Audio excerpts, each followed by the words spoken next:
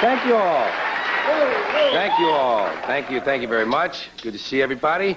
This is my last Tonight Show with Johnny Carson, and this is my 105th Tonight Show. By no means, certainly not a record. A lot of people are up around 200, I understand, but 105 of them. And I always did a stand-up, didn't I, Johnny? Always did a stand-up. None of that, let's sit right down and, talk about my goat's operation or something. 6 minutes per monologue, a total of 10.5 hours, standing here or in New York in the same spot. And that's a lot of time. I could have had sex 3 or 4 times during that. But it is good to be here. And this is the first time doing the show without any pressure at all of hoping they'll invite me back.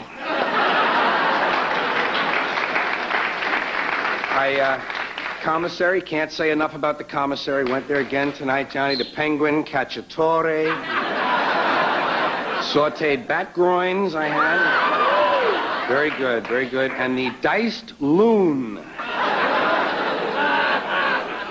Also, you might be interested, Johnny, a wonderful new restaurant in the valley, Top of the Schmuck. Have you been there yet? Yes, well, it's a big 15-story statue of a schmuck, and the restaurant is in the Hat Band. You might want to drop in. Really a good place. You have to forgive me, I'm a little nervous tonight. I only started recently shaving my legs. And boy, that takes a lot of foam, doesn't it? And the aftershave, whoa. But I'm not feeling completely well. I was traveling in Pennsylvania recently, and I was beaten up. Well, oh, you from Pennsylvania? I was beaten up by a buggy full of Amish people.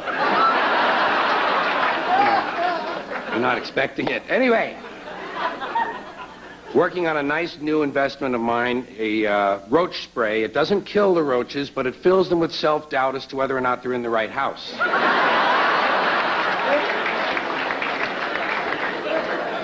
You know you have a drinking problem when you get in a fist fight over the outcome of Jeopardy.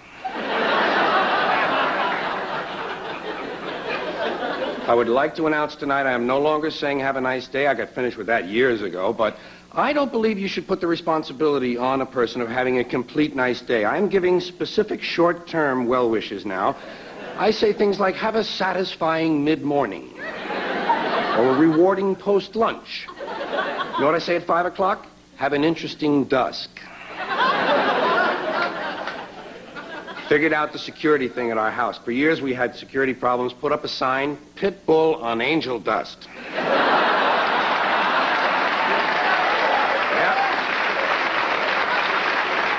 And nobody has come by except 2 guys on angel dust, actually.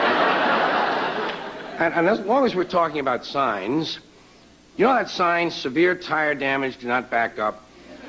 Well, when you're going through there forward, don't you worry a little anyway?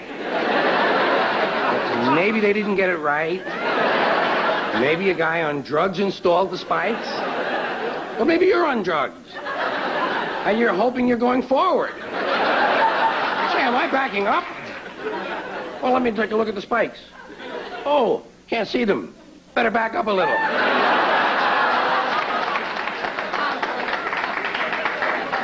Have you ever noticed that the Ku Klux Klan has never really produced any great composers?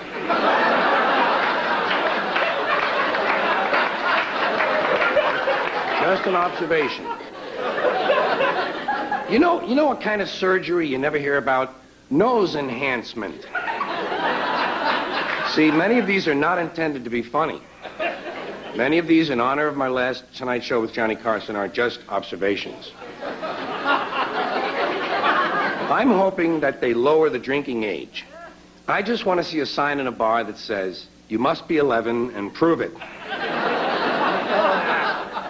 Some people think of the glass as half full. Some people think of the glass as half empty. I think of the glass as too big.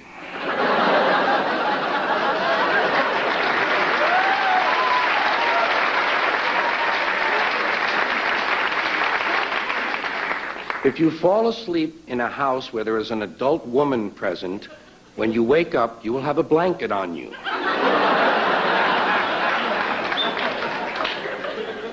You know those toilet seat covers that they have on the wall in the bathroom? public bathrooms, they come in packages of 250. Someone had to decide that. Another one of those interesting observations. You know you're in the wrong store when one of your personal checks is framed on the wall behind the clerk.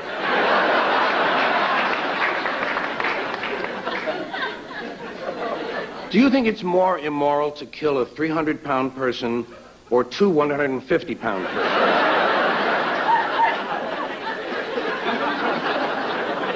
Why must hailstones always be the size of something else?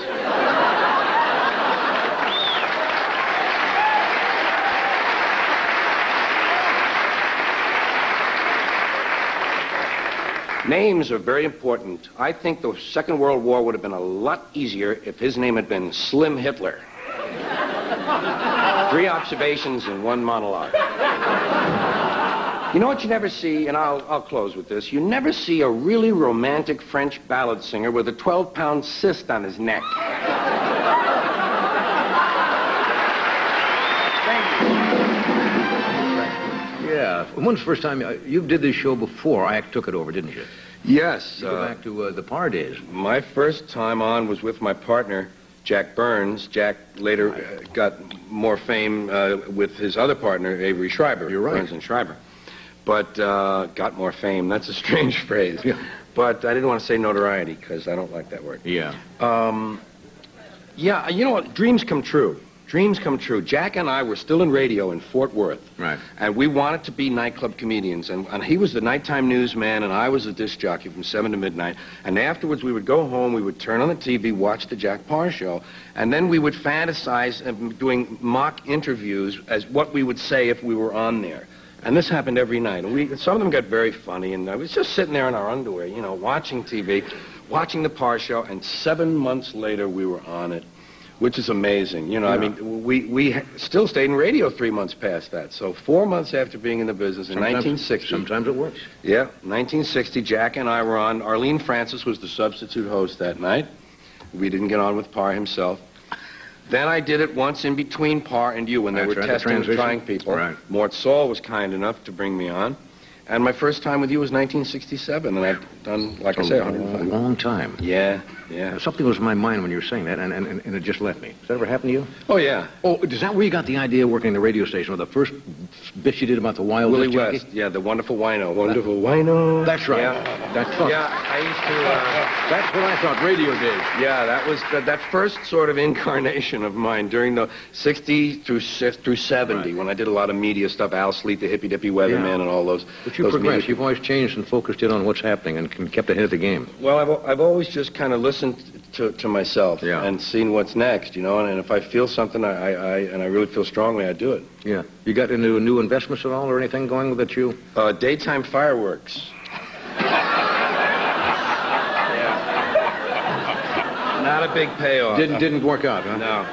My biggest concern is the family right now. You know, I've talked to you about my son, D'Artagnan. D'Artagnan, yes. Yeah. Unusual name for a boy. Yeah, well, he's only one of them. There was, of course, Silas, Cheech, Akbar, T-Bone, Winslow, Satan, Night Train, Gargantua, Tonto, and Spud.